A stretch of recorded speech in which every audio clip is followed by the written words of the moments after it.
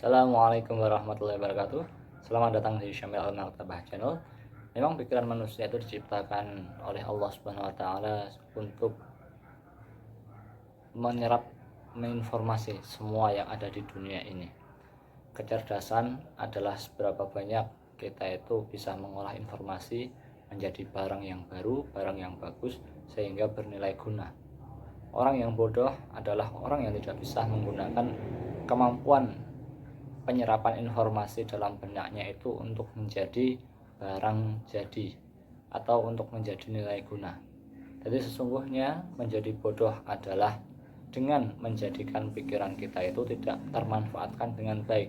Seperti halnya apabila kita mempunyai hasil panen di sawah, seperti halnya saya mempunyai hasil panen di sawah tomat, dan saya karena cukup bodoh untuk menggunakan tomat itu dalam hal apa saya tidak tahu, lalu kemudian saya jual ke pasar tomat itu sekilo hanya mendapatkan untung Rp3.000. Namun ketika saya itu cerdas, kemudian punya nilai informasi yang bisa diolah dalam pikiran sehingga menjadi produk jadi, maka bisa saja tomat yang sekilo itu Rp3.000 saya olah sedikit dalam waktu 1 hari, kemudian dengan modal yang sedikit saya olah menjadi manisan sehingga bernilai guna 1 kilo manisan itu harganya Rp20.000.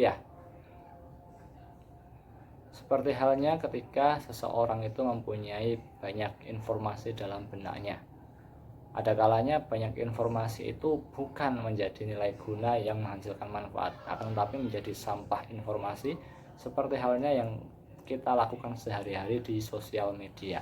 Ketika kita itu men-scroll sosial media dan kemudian habis itu tidak mendapatkan apapun, hanya mendapatkan hormon-hormon kesenangan yang muncul dalam diri, itu sesungguhnya pikiran kita tidak cukup cepat untuk mencerna informasi itu menjadi nilai guna, sehingga apa yang bisa kita hasilkan itu menjadi sampah yang tidak bernilai guna, menjadi informasi yang menumpuk seperti halnya buku yang ada di rak. Maka informasi itu bagaimana bisa menjadi nilai guna? Contohnya seperti ini.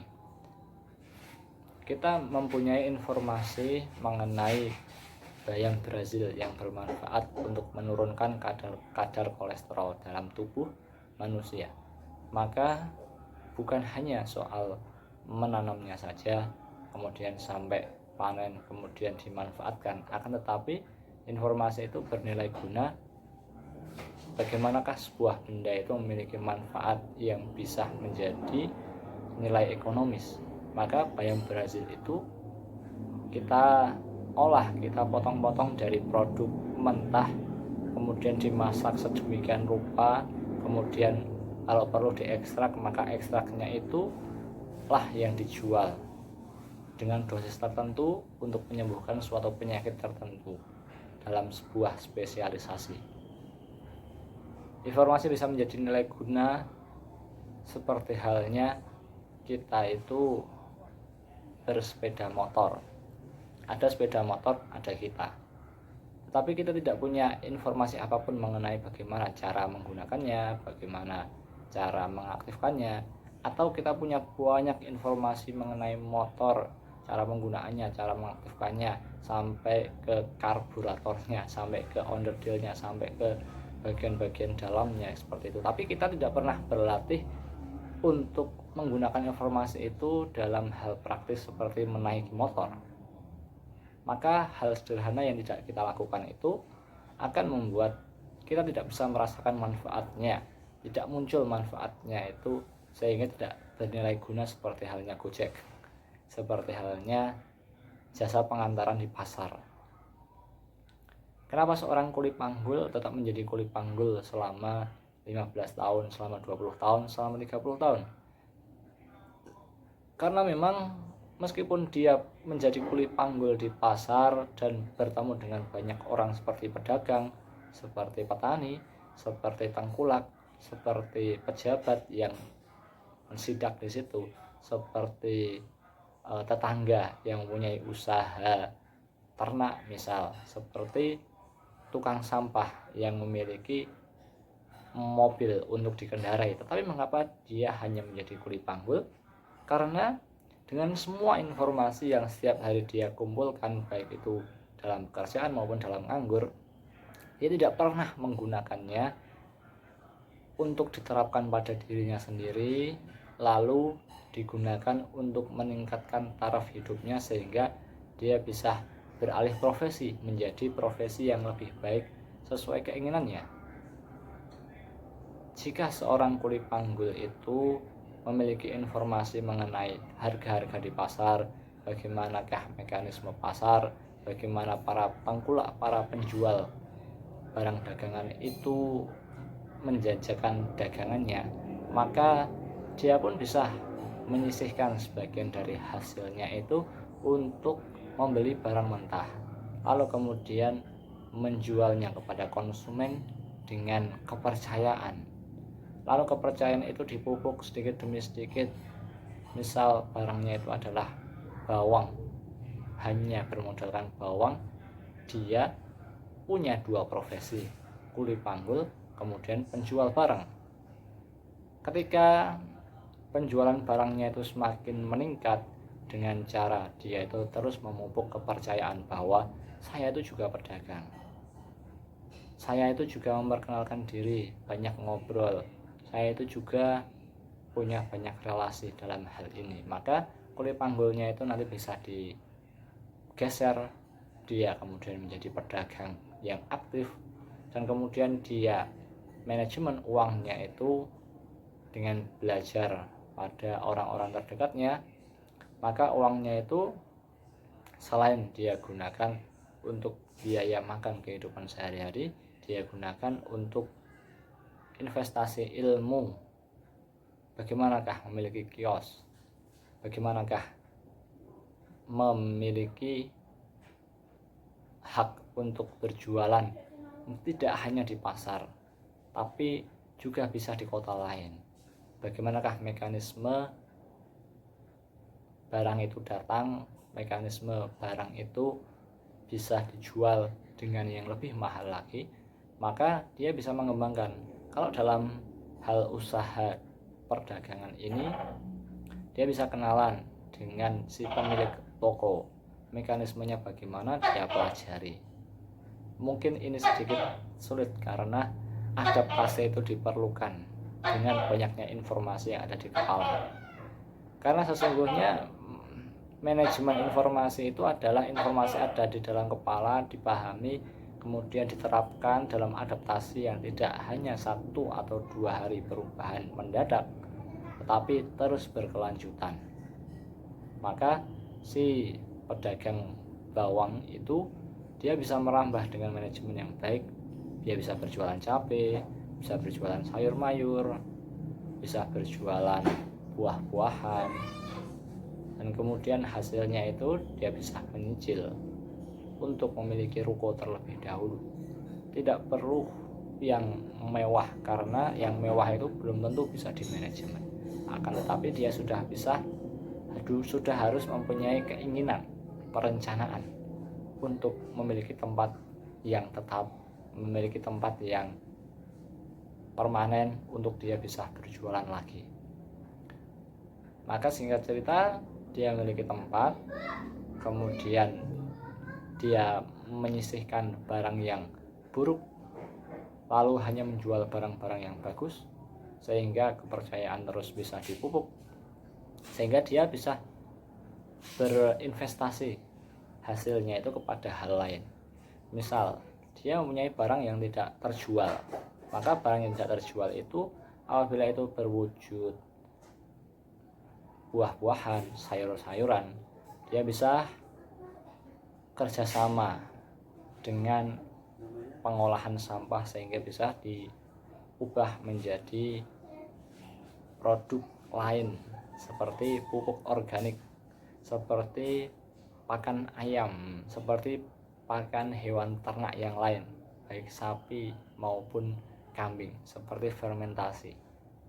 Dia bisa memasok bahan baku dengan harga yang jauh lebih murah, tetapi dia tetap dapat income dari itu, dia tetap dapat income dari berjualan, dan juga dia mungkin bisa dapat income dari hal lain ketika barang-barang itu tidak hanya dijual di situ, tetapi dia bisa modalin dengan segitu banyak barangnya untuk diusahakan kepada orang lain, sehingga orang lain yang diajarinya itu bisa berkembang sendiri dan dia bisa mendapatkan income lebih. Maka inilah asas dari aset yang aktif. Lalu setelah dia bisa mengkoordinir semuanya, dia nanti bisa berkembang ke grade yang lebih tinggi lagi, menjadi seorang tengkulak dengan modal menyewa 2 atau 3 ruko, kemudian menjadi gudang, menjadi bahan baku. Dia kasih kontan hasil bumi yang ditujukan padanya, sehingga itu bisa memupuk kepercayaan antara petani dengan dirinya. Dia bisa merambah untuk menjual lebih banyak lagi. Dia bisa menyewa transportasi di situ dengan modal kepercayaan dulu, karena dulu saat menjadi buruh angkut, buruh kuli angkut, dia itu punya banyak relasi dalam hal itu, lalu dimanfaatkannya. Setelah itu, ketika transportasi itu sudah berjalan dengan baik, berjalan dengan lancar, maka dia bisa menjadikan modalnya yang lain itu yang berupa kepercayaan dengan pemerintah. Apabila ada partai politik yang ingin maju, dia itu bisa modalin si partai politik itu, sehingga dia bisa punya investasi backingan, investasi perkenalan dengan para pejabat, kemudian mempelajari seluk-beluknya nanti bagaimana, atau dia bisa mempelajarinya terlebih dahulu pada hal lain, lalu kemudian si pejabat yang entah itu gagal atau berhasil itu, paling tidak dia punya orang kuat yang bisa diandalkan di situ, sehingga terciptalah simbiosis mutualisme. Maka singkat cerita, dia bisa jadi pedagang yang besar dan kemudian punya relasi yang banyak. Dia pun ingin meninggalkan usaha dagangnya ini, sehingga ingin menjadi pimpinan partai, sebuah partai politik. Maka dia serahkan dagangan ini pada orang lain, tapi tetap keuntungan mengalir padanya, sehingga karena ini adalah aset punya dia yang berdasarkan waktu dia itu memulai perdagangan pada pertama kalinya, maka dia bisa mendaftar menjadi kader partai. Lebih mudah untuk disambut karena dia sudah sukses dengan dalam bidangnya sendiri itu di sebelumnya. Lalu setelah masuk ke partai, kemudian dengan lobby-lobby yang dia harus pelajari, setelah dipelajari kemudian diamalkan, lalu singkat cerita dia bisa mencalonkan diri menjadi bupati di kota itu, sehingga itulah yang terjadi pada beberapa studi kasus yang ada di Indonesia. Nah, kita itu bisa berubah bukan hanya mengenai keinginan ataupun kita punya modal yang banyak, akan tetapi perubahan itu dimulai dengan mengaktifkan pikiran kita sendiri supaya tidak kosong, supaya tidak berhenti untuk skeptis, berhenti untuk ingin membuktikan ilmu yang kita miliki. Karena kalau kita mempunyai ilmu tapi hanya ditumpuk, maka itu seperti buku yang usang. Kalau kita tidak punya ilmu sama sekali dan tidak menggunakan pikiran, maka itulah yang dilakukan kebanyakan orang, hanya mengandalkan informasi otoritatif, menunggu untuk disuruh, karena mereka tidak pernah menggunakan pikiran dan keinginannya untuk meraih sesuatu. Maka keinginan itu adalah penggerak dari pikiran kita sendiri, dan Allah Subhanahu wa taala itu menyerahkan nasib itu pada kita sendiri. Seperti halnya firman Allah taala, dan Allah tidak akan mengubah nasib suatu kaum sehingga kaum itu mengubah dirinya sendiri.